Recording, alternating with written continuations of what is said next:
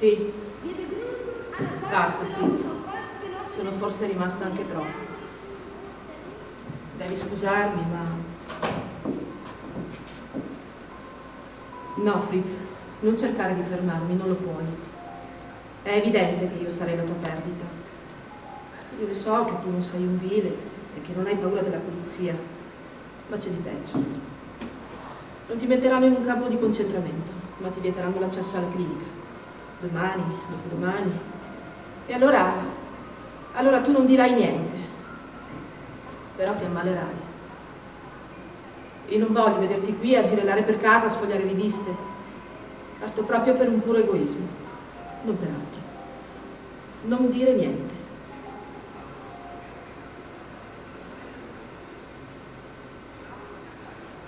Non dire che non sei cambiato, non è vero. La scorsa settimana mi hai detto molto obiettivamente che la percentuale dei licenziati ebrei non è poi così alta. Si comincia sempre con l'essere obiettivi. E adesso invece non fai che ripetermi che io non ho mai sentito il nazionalismo ebraico come adesso. Lo sento, Fritz. È contagioso. Ma Fritz, cosa ti è successo? Io non ti ho detto che volevo andarmene già da molto tempo perché quando ti guardo io non riesco a parlare. Sembra tanto inutile parlare. C'è tutto stabilito. Ma che cosa hanno? Che cosa vogliono da me in realtà? Che cosa ho fatto loro? Io non mi sono mai occupata di politica. Era per Thalmann, forse? Io sono una donna dell'alta borghesia, ho una bella casa, dei camerieri, eccetera. Tutto a un tratto questa è una parte che possono recitare bene solo le bionde. Penso spesso a quello che mi dicevi qualche anno fa, che ci sono persone che hanno un valore e persone che valgono meno, e che alle prime, quando si ammalano di diabete, si dà l'insulina, e alle altre no. Credevo che fosse giusto. Sciocca che non ero altro. E adesso quelli hanno fatto una nuova suddivisione dello stesso genere. E a me mi hanno messa tra quelli che non valgono niente. Beh, mi sta.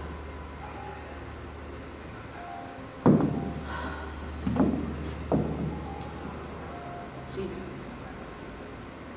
Faccio le valigie. Non fingere di non esserti accorto di nulla in questi ultimi giorni. Fritz, se c'è una cosa che io non posso sopportare è che io e te non ci guardiamo dritto negli occhi in quest'ultima ora che ci rimane. Almeno questa soddisfazione a quei bugiardi che ci costringono a mentire non dobbiamo darglielo.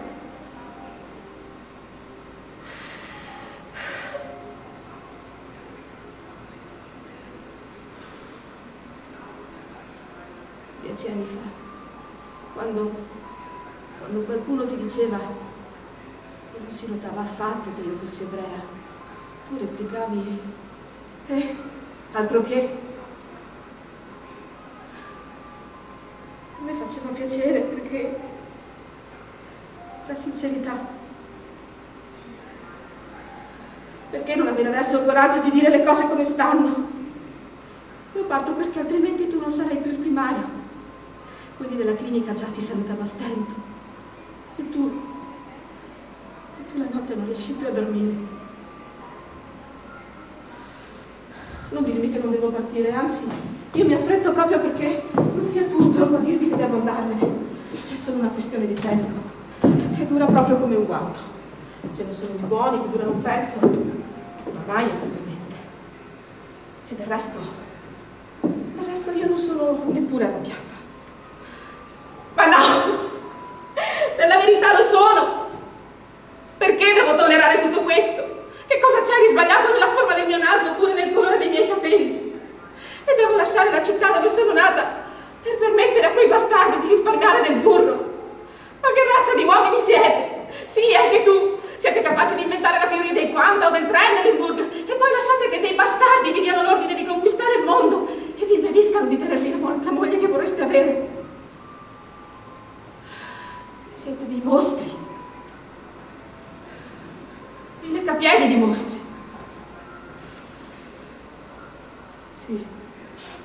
Lo so, non è ragionevole da parte mia, ma d'altra parte, a che serve la ragione in un mondo simile? Tu te ne stai lì seduto, vedi tua moglie che fa le valigie e non dici niente! Sì, lo so, anche i muri hanno le orecchie, mi tacciono e gli altri stanno ad ascoltare. Ma voi altri non dite niente. Che schifo!